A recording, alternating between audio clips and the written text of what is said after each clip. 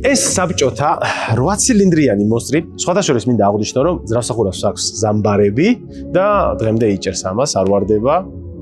რავი, BMW-ს დაახლოებით 5 წლის მერე უკვე უფუჭდება ეს ამორტიზატორები და რაღაც. მაგრამ კაი, მოდი. აქ დავჭით რა. 8 ცილინდრიანი მონსტრი, რომელიც საბჭოთა კავშირში შეიქმნა და შეიძლება ითქვას, რომ არის მოვლენა იმ პერიოდისთვის. რატო? დავიწყოთ იქიდან, რომ ეს არის ალუმინის ნიზზე აწყობილი ძრავა, ანუ ბლოკი აქვს ალუმინის, რაც ნიშნავს იმას, რომ ძალიან მსუბუქია. ეს ძრავი სულ იწონის 255 კილოგრამს. რომ აგიხსნათ ეს რამდენად ცოტა, გეტყვით, რომ იმ პერიოდის ჰემი 354, რომელიც 5 და 8 არის მოცულობით, 327 კილოგრამს იწონიდა.